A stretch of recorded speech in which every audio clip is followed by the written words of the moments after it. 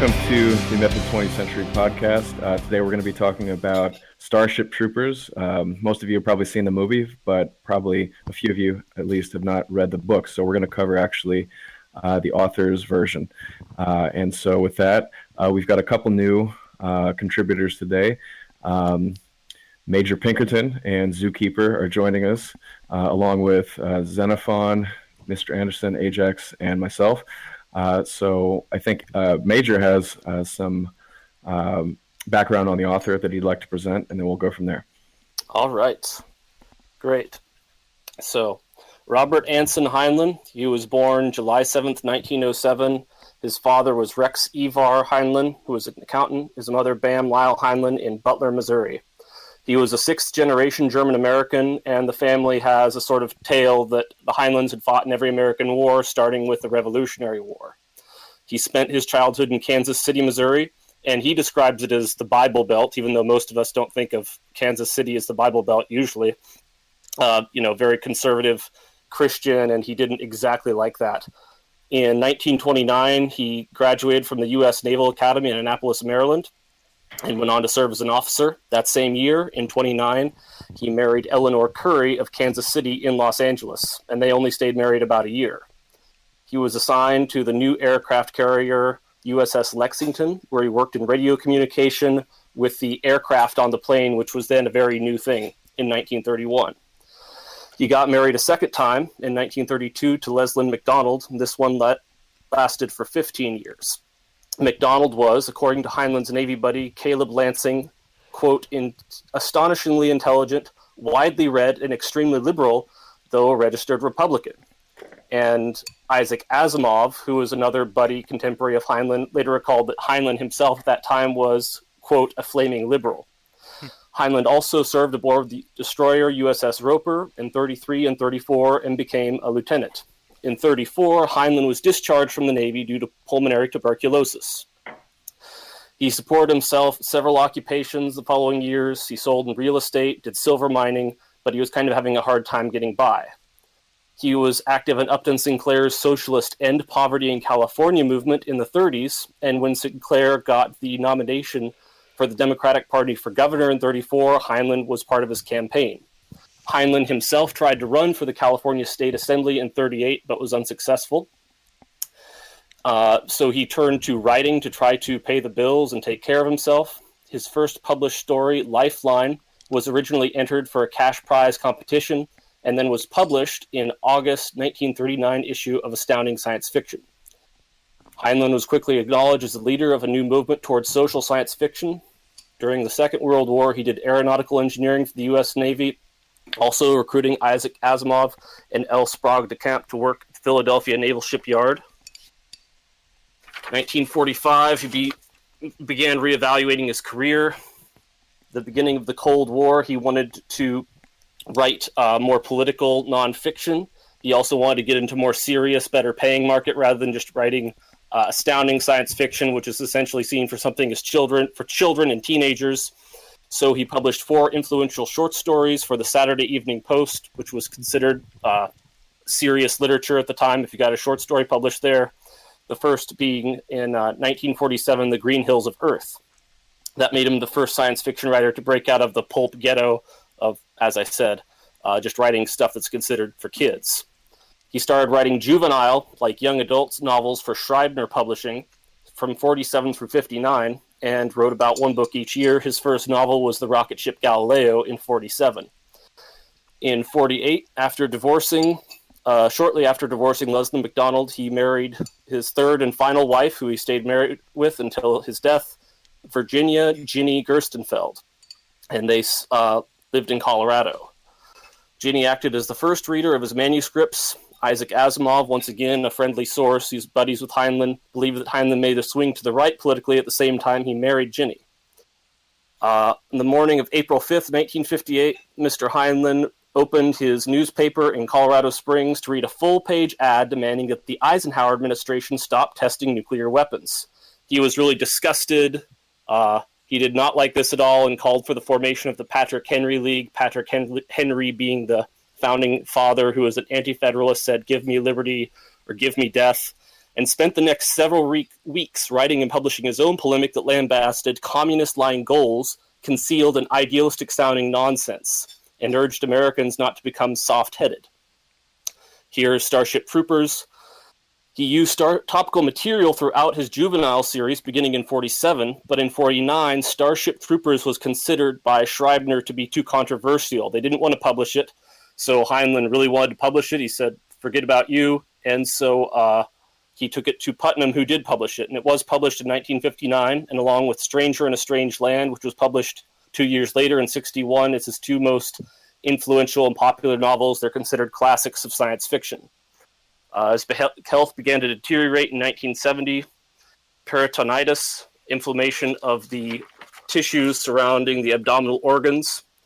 In 1980, he was a member of the Citizens Advisory Council on National Space Policy, which met at the home of science fiction writer Larry Niven to write space policy papers for the incoming Reagan administration. And Heinlein assisted the council with contributing to the Reagan Star Wars speech in the spring of 83. He wrote 5 novels from 1980 until he died in his sleep from emphysema and heart failure on May 8th of 1988. Cool. So is that why they don't use nuclear weapons in Starship Troopers, the movie? Well, they do. No, he was mad at this guy.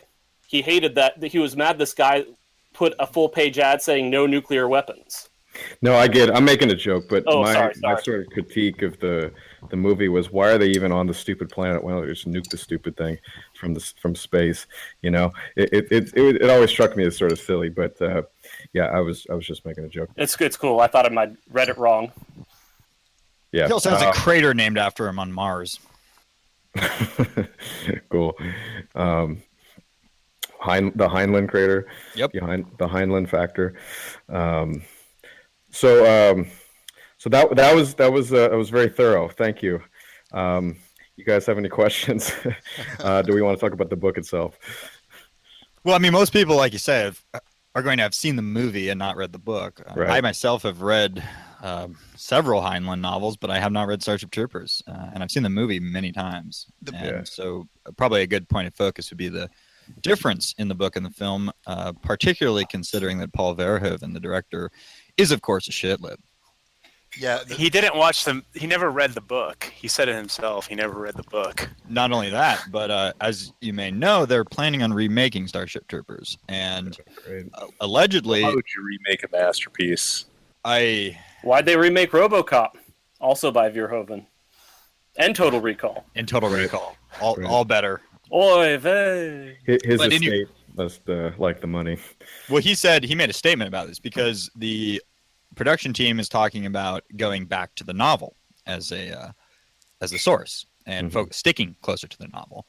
And to that, direct quote, this is what Verhoeven says. It said in the article that the production team of that movie, the remake, that they would go back more and more towards the novel. And of course, we really, really tried to get away from the novel because we felt that the novel was fascistic and militaristic. You feel that going back to the novel would very much fit in a Trump presidency. Yay. Wow. He said that recently then. Yeah, a few days ago, actually.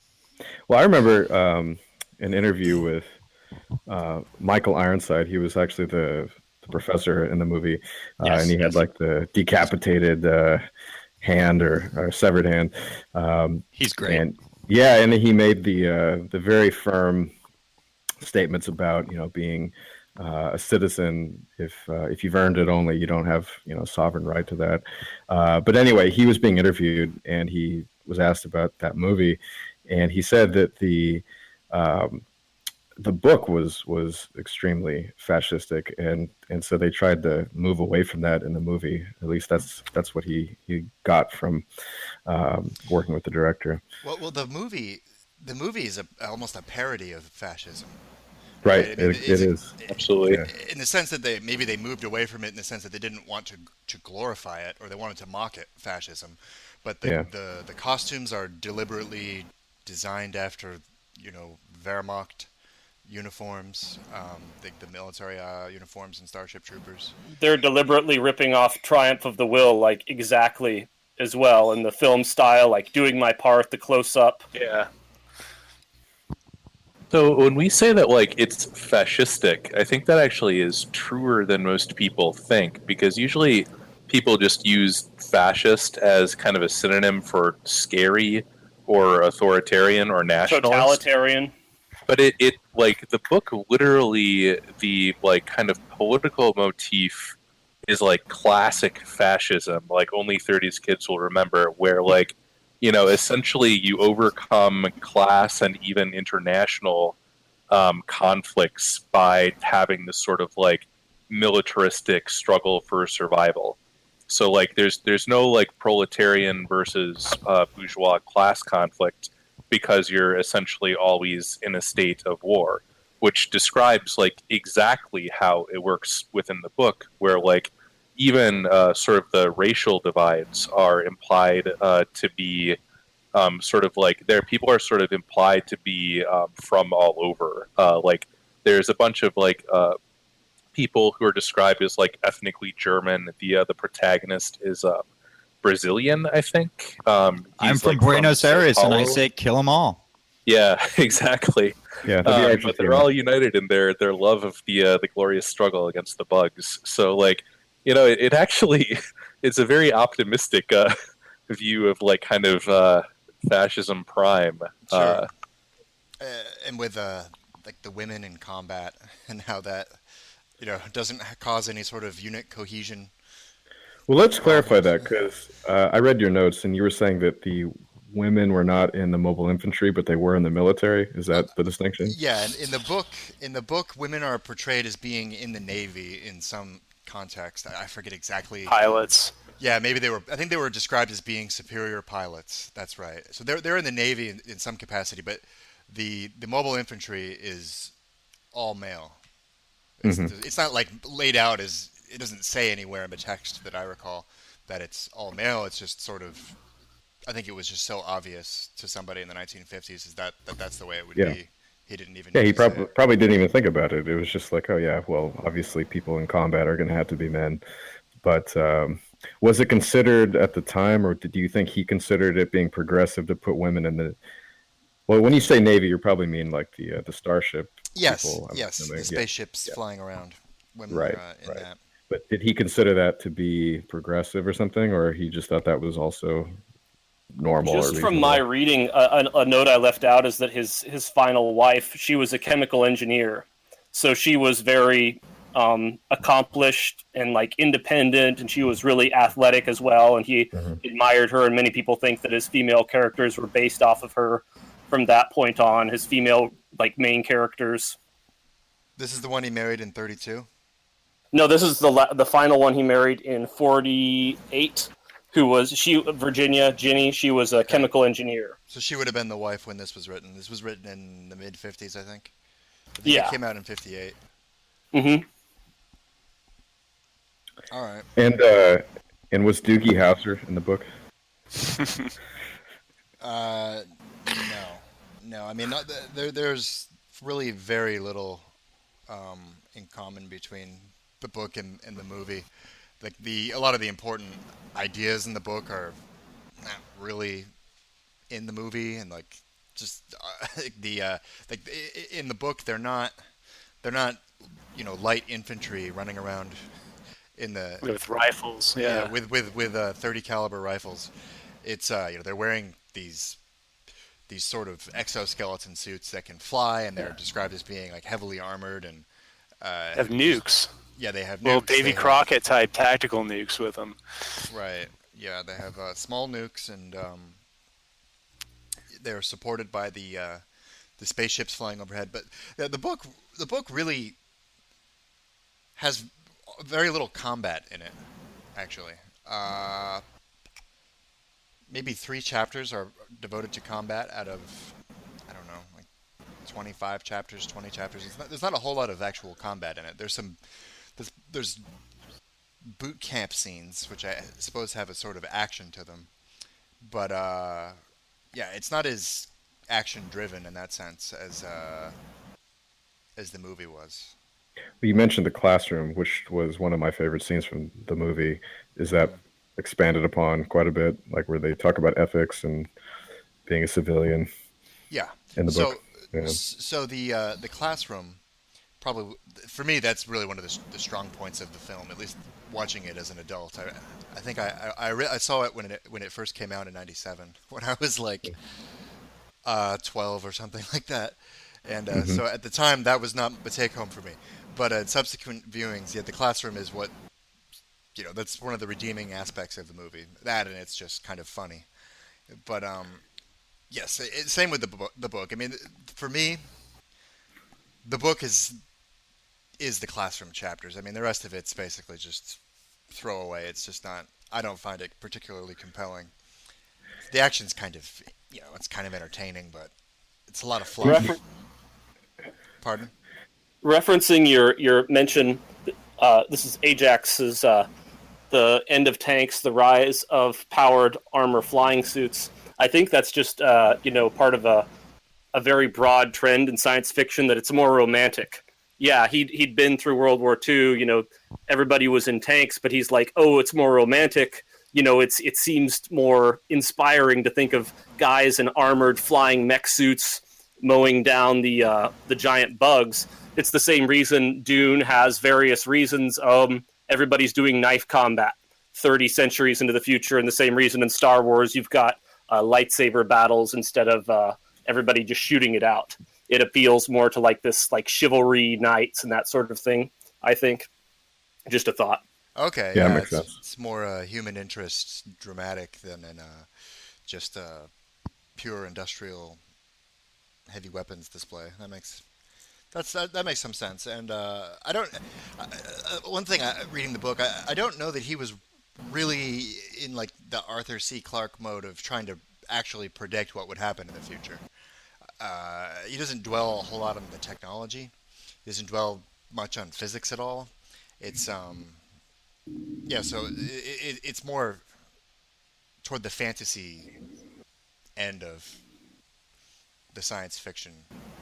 Yeah, Heinlein has always been kind of like an idea guy, where all of the scenarios that he sets up are sort of motivated scenarios, as opposed to the things that are sort of implied by the progression of history. Mm. And one of the sort of interesting books of his that I read, has anybody else read Farnham's Freehold? No. I've heard the name.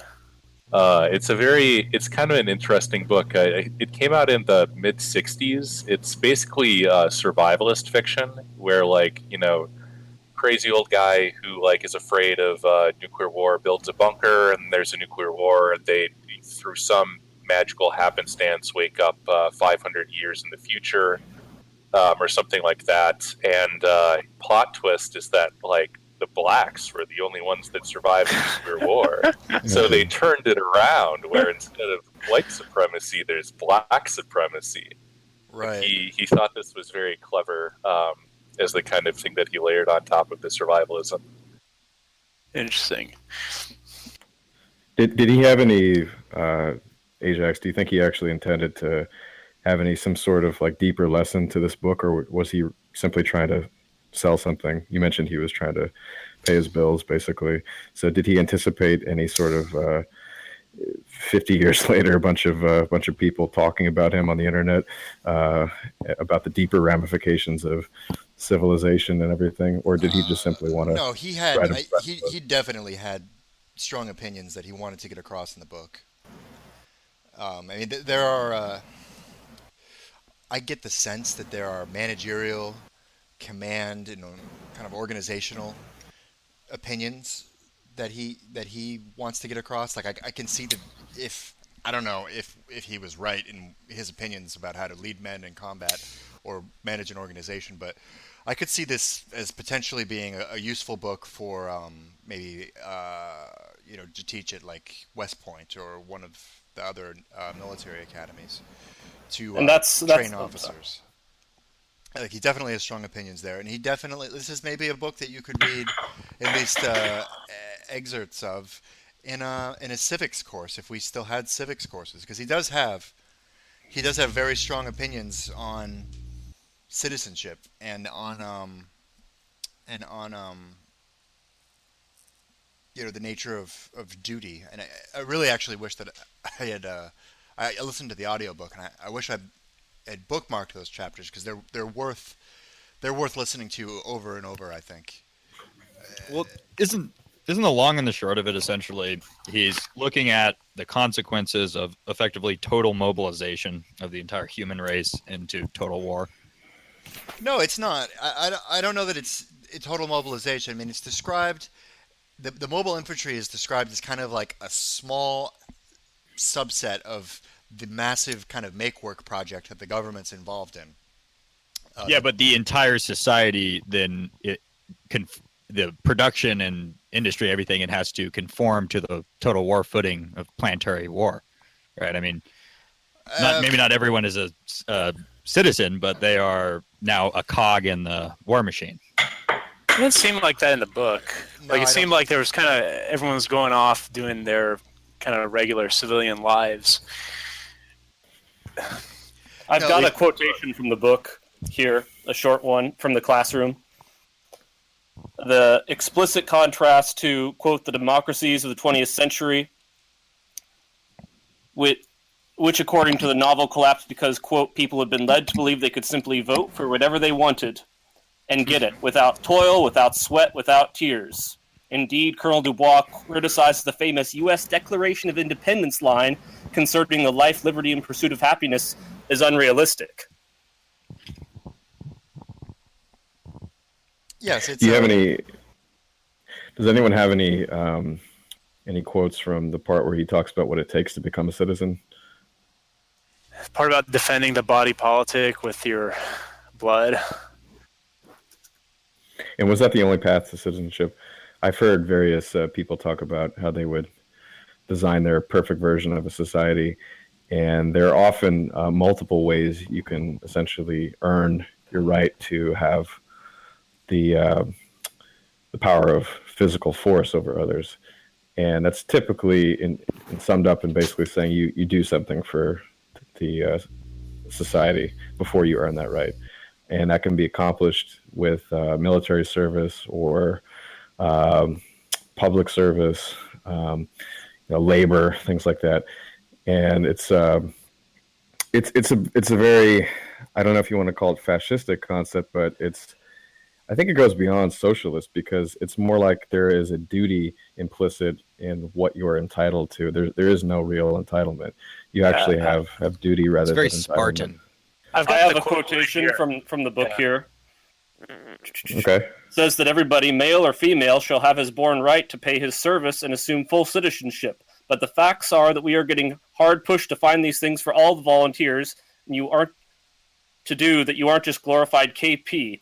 You can't all be real military men. We don't need that many, and most of the volunteers aren't number one soldier material anyhow. Got any idea what it takes to make a soldier?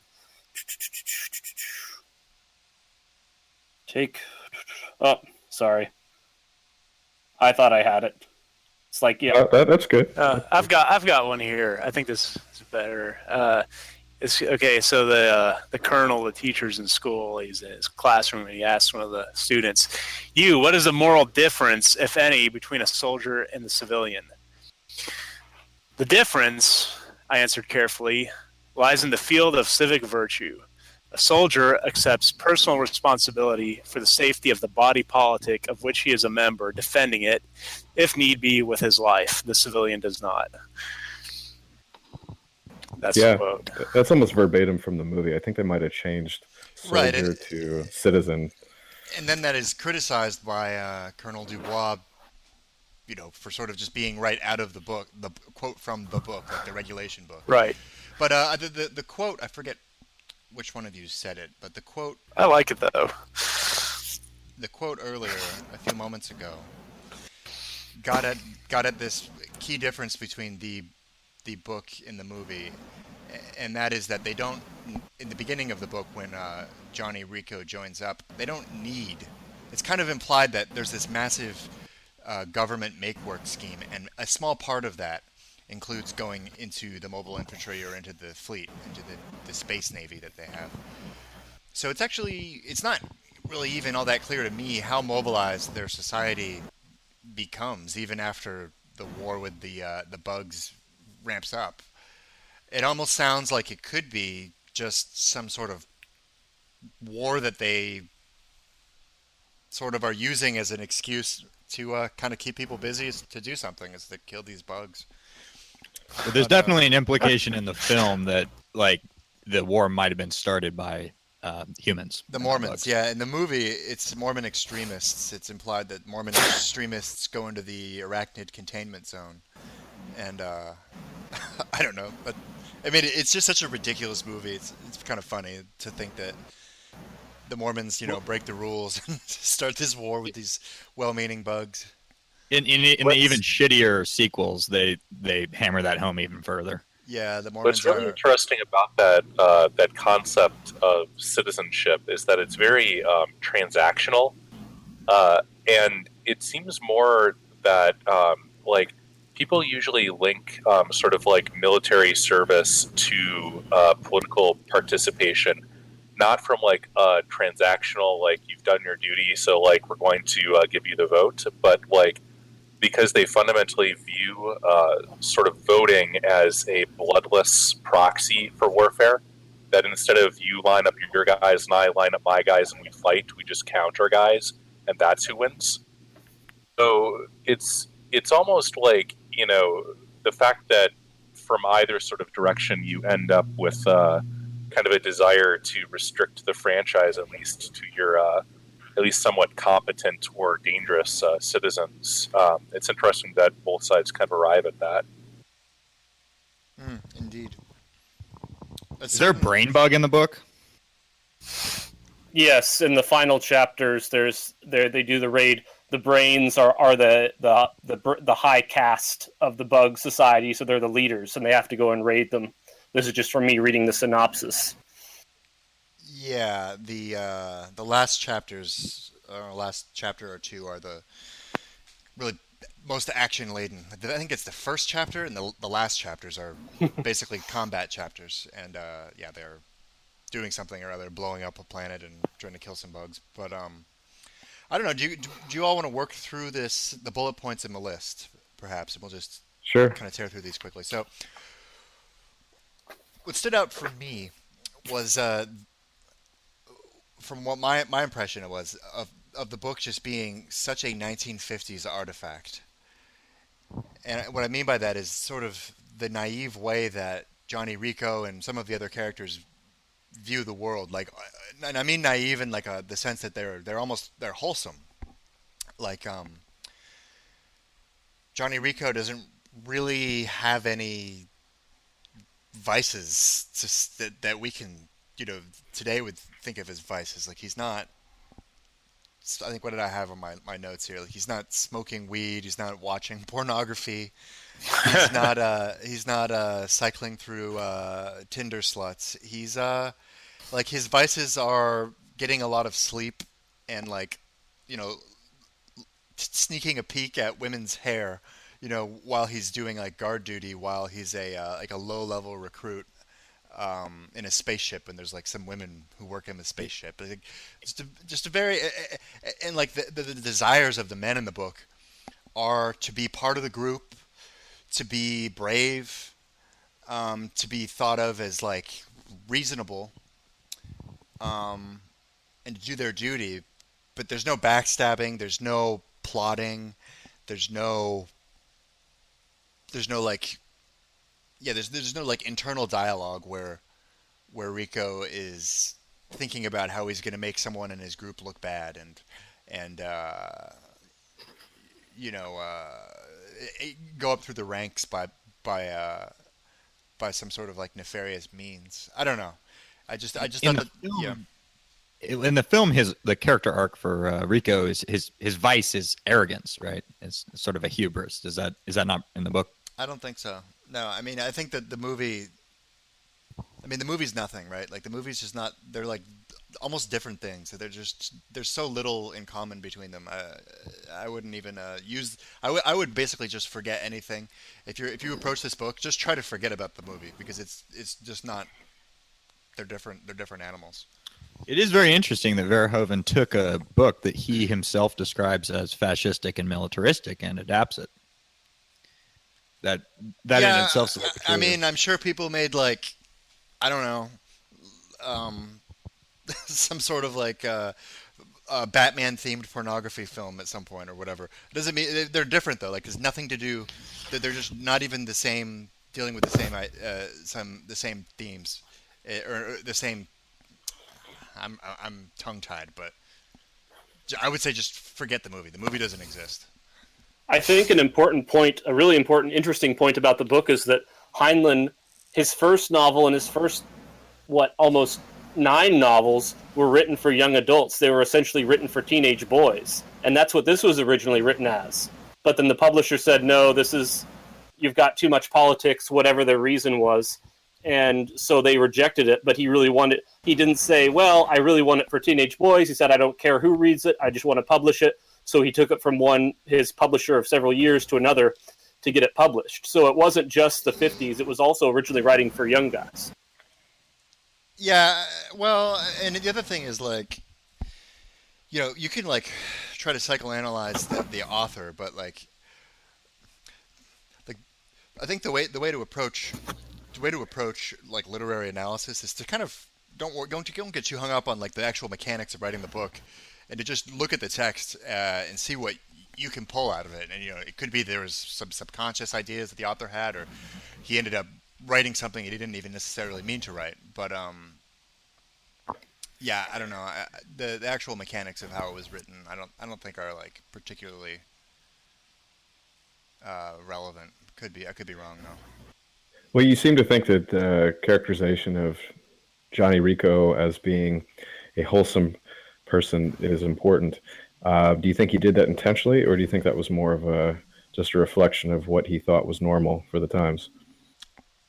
I wonder. I'm inclined to go with the latter, that it's just, we were raised, all of us, I think, to view the 1950s as just a bad time of stupid people, right, naive people, racist people, right, sexist people. They're just the worst people ever, right?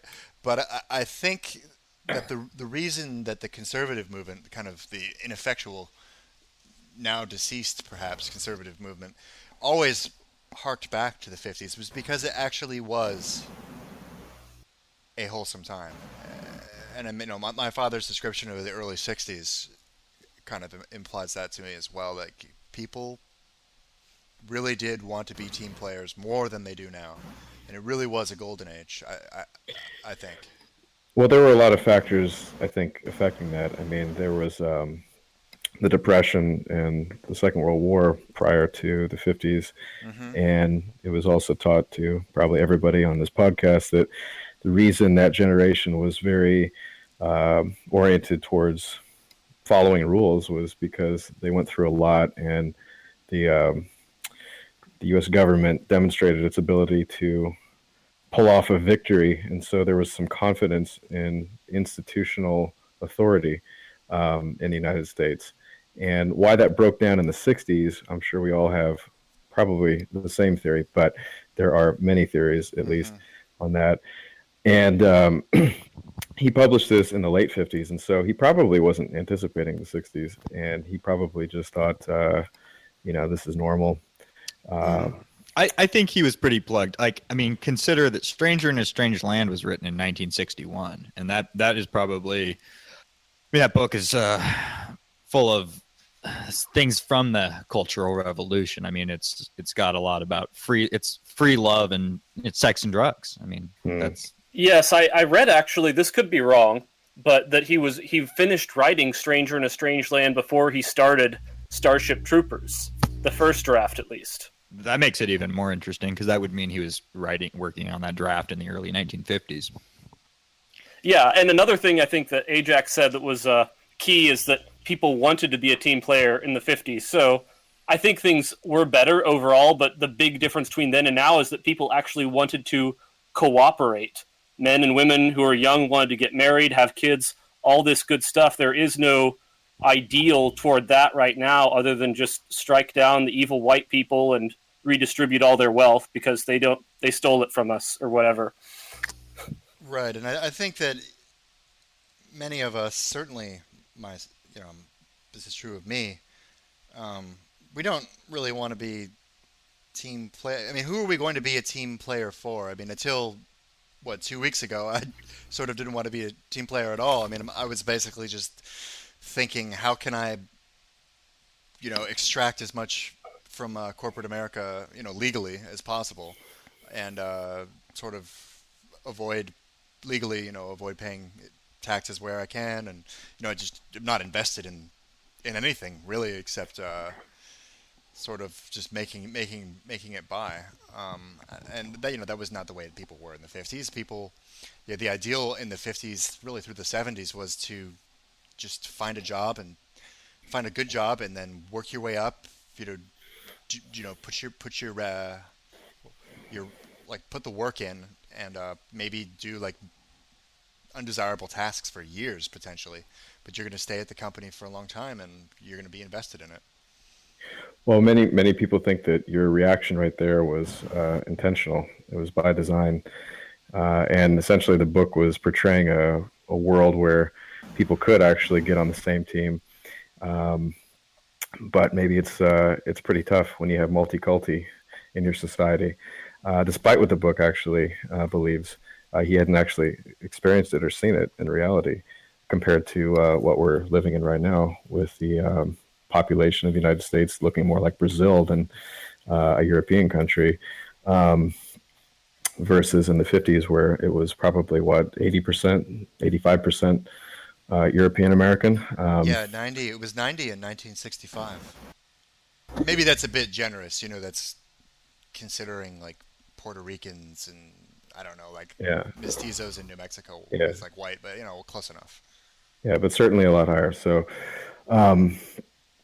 the conspiracy theory is that this was seen as a threat and a potentially new fascist society that certain elements of our world did not want to see happen, and so they encouraged immigration to kind of create the exact reaction you were just describing in your own personal life, Sure, where total people alienation. did not feel united in any way other than being a cog in a very easy materialistic machine that you can essentially use money to manipulate people, rather than things that are actually things that you can't buy and sell, which is more to do with shared history, culture, roots.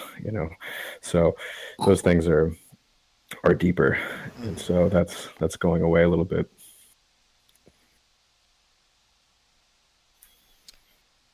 So I don't know. Do you want to talk about I think my bullet point about the flying suits and the tanks. I mean, whatever. It doesn't matter.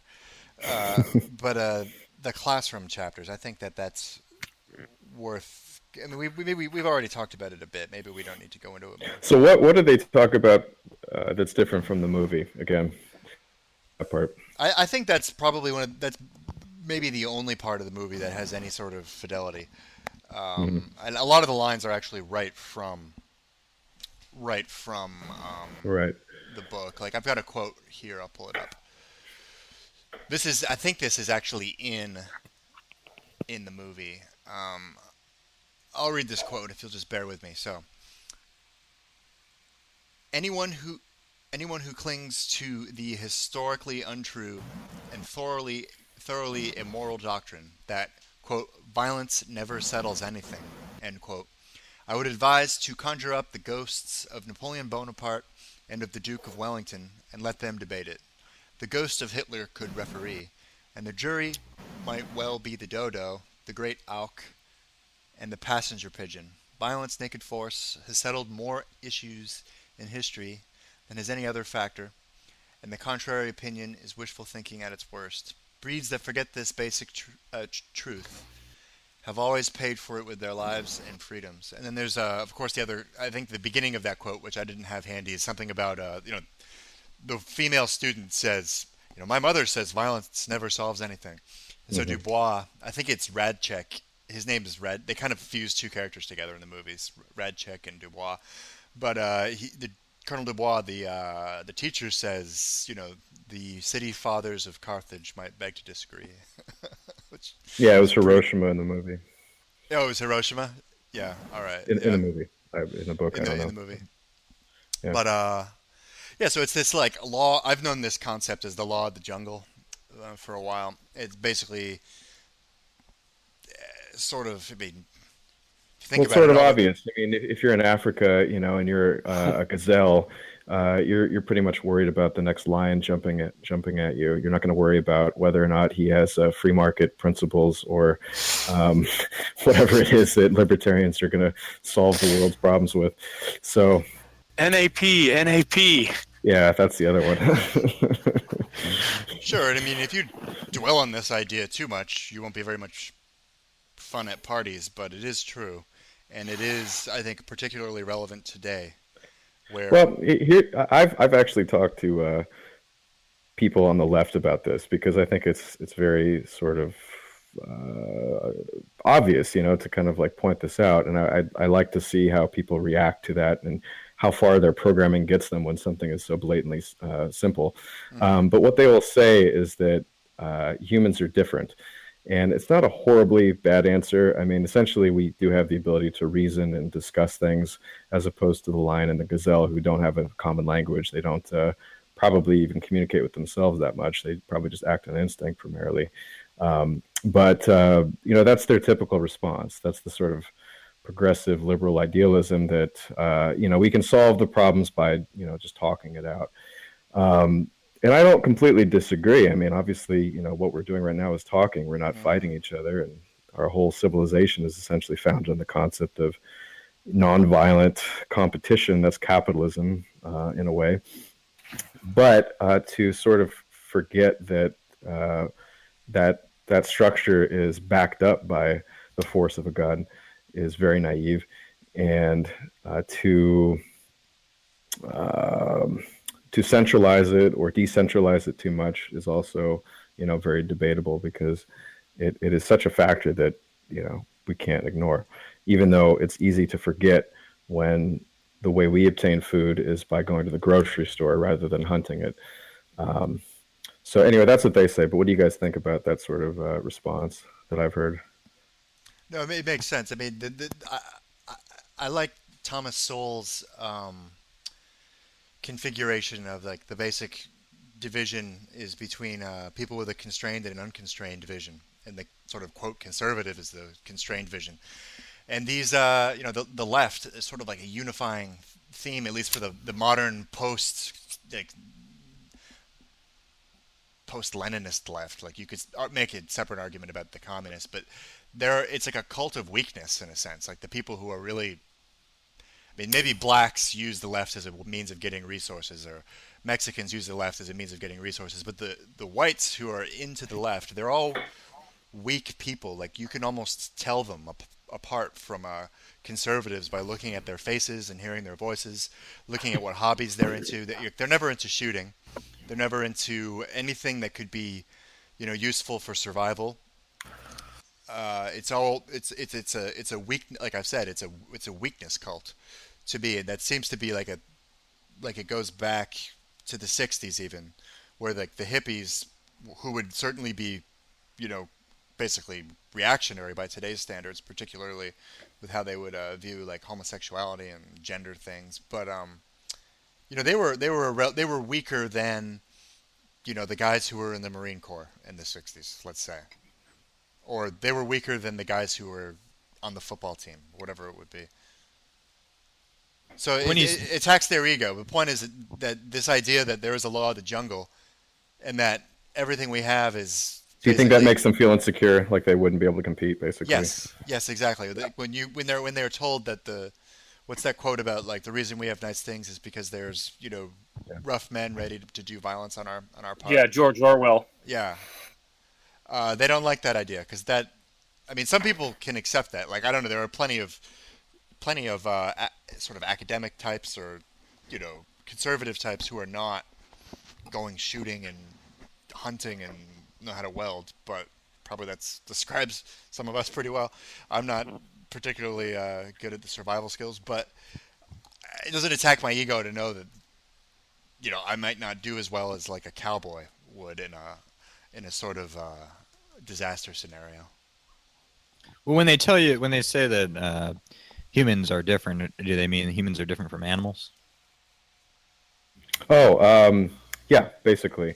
I'll basically say, like, why do you think that the lion and the lion has sexual dimorphism, which is basically a fancy word for saying the male and female lions are different, and they have very different roles in the tribe.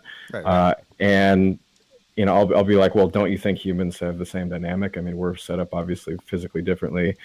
Don't you think our social dynamics are going to follow that they're going to be different as well? And maybe we're actually adapted for that. And they'll be like, no, we're different though. We have brains. We can reason. Yeah, we're exempt from the laws of nature. That's typical. Magically, as George Lincoln Rockwell said. Yeah, because suddenly when you get to man, suddenly they no longer apply. There's no subspecies, just exactly the same. The Swede and the Aborigine. Right. There's no difference. Or I think that the sort of like characterization of them as nonviolent it's not totally accurate because they're really into violence. It's just that they're not into like personally committing violence. It's this sort of like hyper feminized version of nonviolence where you get your man to do it for you. Yeah, like essentially like let's you and him fight. Like this is like immediately clear like whenever you start talking to them about like gun control, and it usually takes about 30 seconds before they threaten to like have a SWAT team like go towards a door. Right. I think that like the violence, as you were saying a little bit earlier, Endgame, it's sort of like not only implicit, but it's like it's explicit. But it's not. It's something that they like threaten to have others invoke on their behalf. I think Vox Day is very correct about these people and their psychological projections, because basically what they're unwilling to do is confront the real possibility of existential conflict, of a live or die, either or, them or us situation. They refuse to accept that as a part of reality. And they end up telling you, if you frame anything in that way, they will tell you that you are fearful or something of that sort, that you are paranoid or fearful. Maybe even if not that you're fearful, that's a little bit more flattering, is that you're a sadist and like a psychopath, and you want that because you're a bully who wants to prey on everyone else. Yeah, the other nice bit of projection that goes on is if you start talking about something like open carry, they sort of implicitly or explicitly say, oh, well, that would never fly here, because everybody would immediately go on rampages. Right, because they couldn't imagine themselves having a gun on their hip, I guess, without being tempted to just go off on someone in a reactive temper tantrum.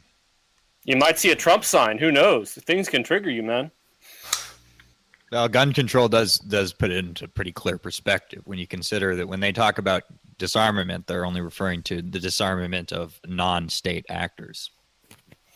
That's also like kind of one of the reasons why the 50s, I think the sort of idealism is kind of the mirror image of the caricature that's presented. Like, there's this caricature that they were, super, white bread and homogeneous and peaceful, but like with an undertone of strength, which is kind of the nightmare of a certain contingent of the population.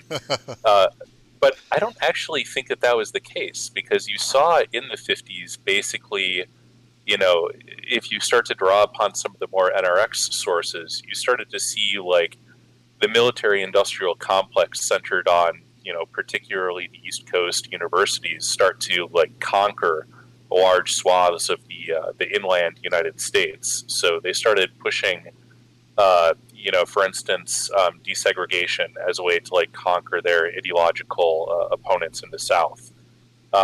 You saw like the kind of the baby boomers themselves like start to raise, or I guess the greatest generation raising the baby boomers, the disaster that caused, the like golem kind of generation, incipient feminism.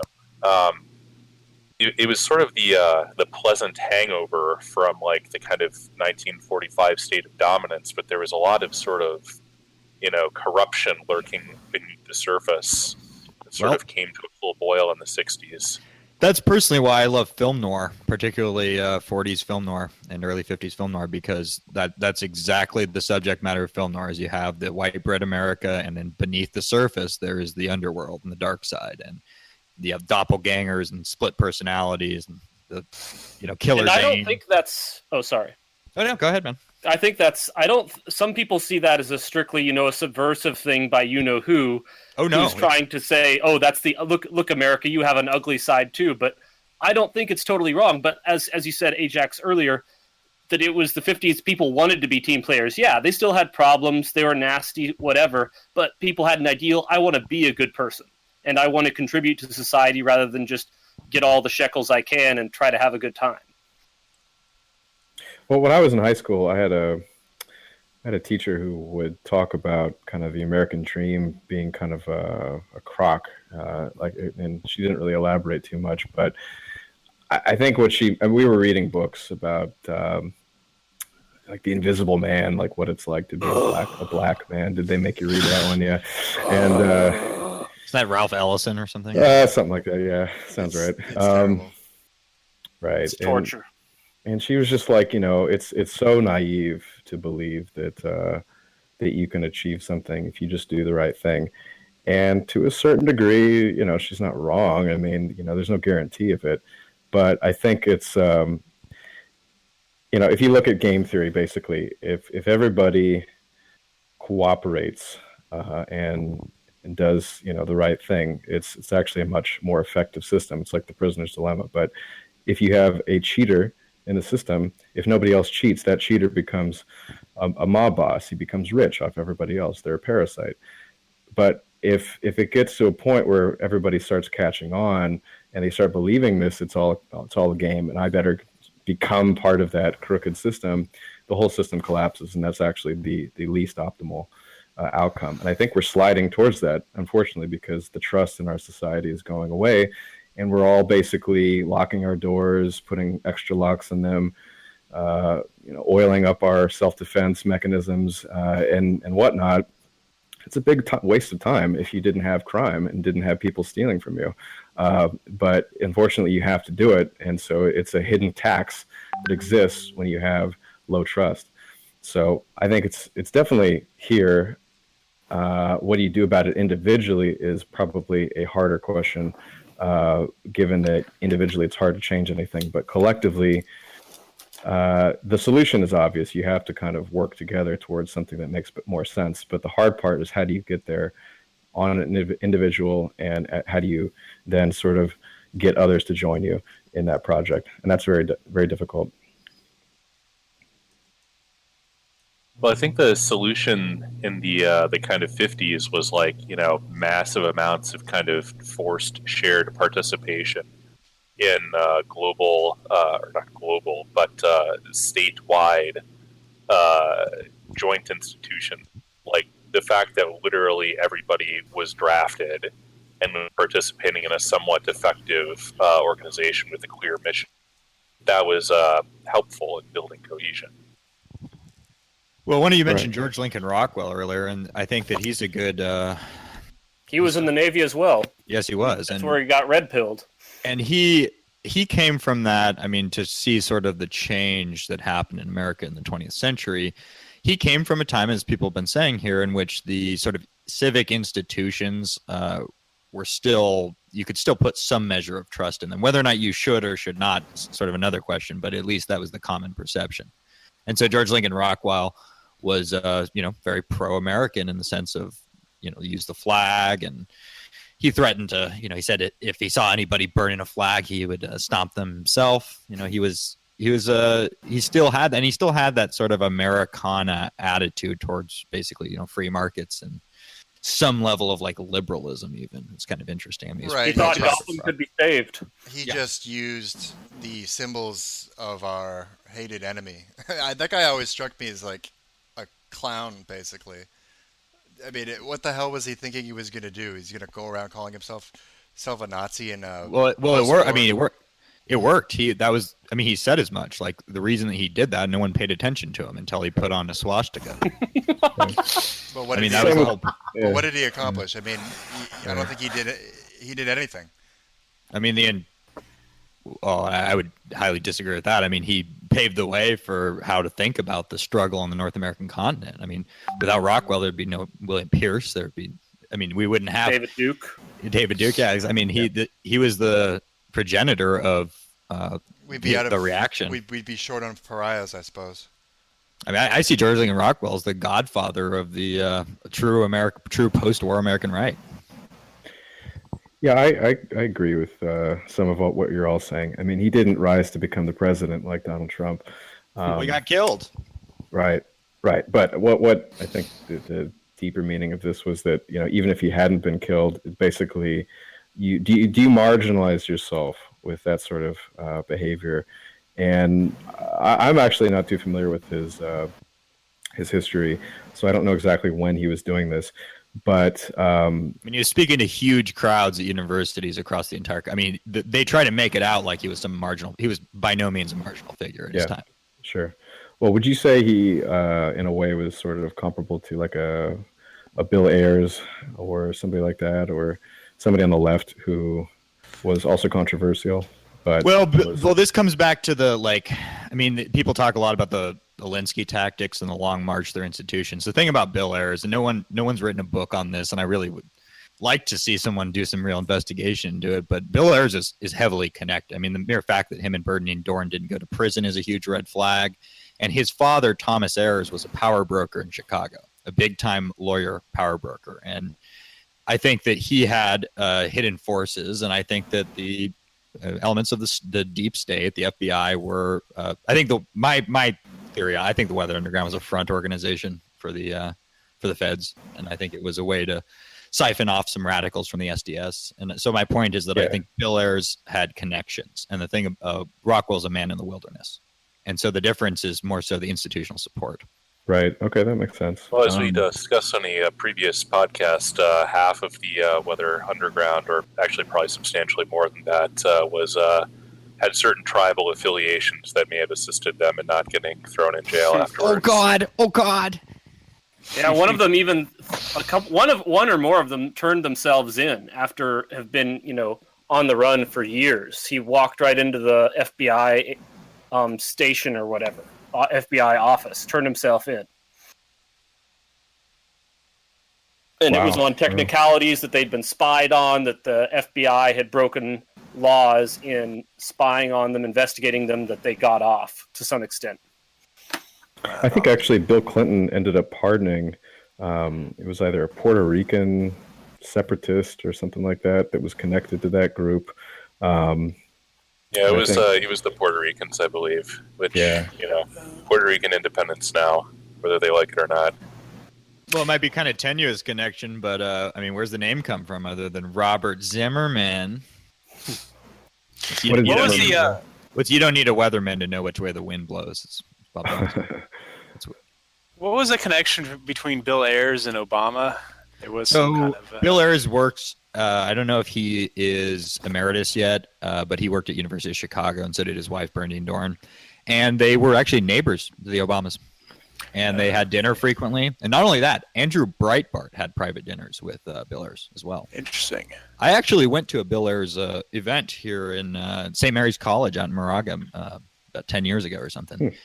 And I couldn't get in. It was completely packed, and there were a bunch of screaming people outside of various sorts. I mean, it was. I actually had never quite seen anything like this in the Bay Area. It was like a bunch of right wing 560 AM people, going there and screaming at leftists. And I saw Michael Savage tell them to show up. Well, it's funny, man, because Michael Savage, actually, my high school history teacher was there, and back in the 90s, Michael Savage dedicated an entire day to my teacher. Back when he was working in Mountain View. Well, don't dox yourself too much. It doesn't matter. That's cool. Well, I think some of us need to get going soon. So does anybody else have any final thoughts?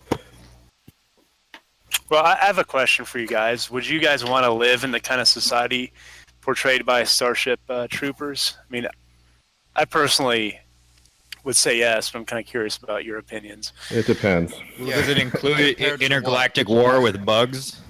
Sounds great. Does sound pretty good. I would say that it's compared to what? If it were compared to, I mean, myself, I would prefer to have them. I'm not big on the massive state organizing everything, but the idea of regulating voting power, Right.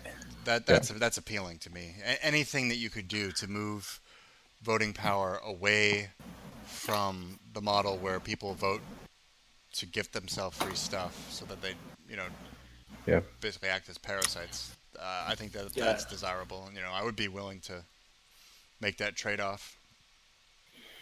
Well, I completely agree with that. Yeah, I don't want to live in the multi-ethnic global state. Yeah, that's probably the biggest issue I have with it, because I just don't believe in it anymore. I used to, but I don't think the multi-culti civic nationalism is optimal. It may be better than what we have, but it's not I think, something we should have.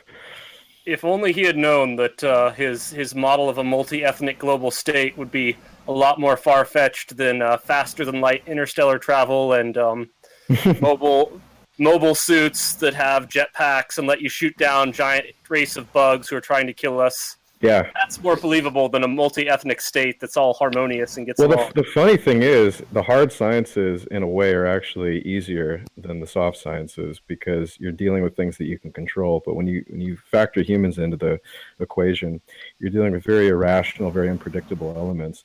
And it's sort of like chemistry versus engineering. It's like you're basically just making concoctions of things, and you basically don't know what you're going to get. That's the subject of Moon is a Harsh Mistress. That's very much so. You can't collect data very well either, and it's you can't use control experiments. You can't use relatively simple models. Like the mathematics involved for a rocket are complicated, but you can work it all out. You can model it on a computer, but you can't. I mean, you have to. If any of you have studied complex systems at all, you have to use numerical solutions to a lot of these things, and the results change dramatically by just adding or taking away certain dynamics. So it's not easy to model these things. It's not that it's not easy. It's not possible. Yeah, exactly. I find that it's almost like a mistake to attempt to model it when you get into these extremely elaborate attempts at trying to describe something, because the probability of error just goes up so much that I think you need to start over and come up with something simpler. And that's why I personally grew frustrated with economics, and I've never even considered political science to be a science. But these things they just don't work out based on your math equations. They have to be based on simpler, more predictable systems if we're going to build a policy around them. I'd be happy to live in Starship Troopers' future if most women look like Denise Richards. That's a good answer. She's a total dime, dude. Yeah, but you got to deal with the Charlie Sheen baggage. Ooh, oosh, the HIV. Yeah, that's right. Tiger blood. With honest DNA. On that happy note. Thank you all, gentlemen, for putting this on and getting this together. Yeah, good having you on.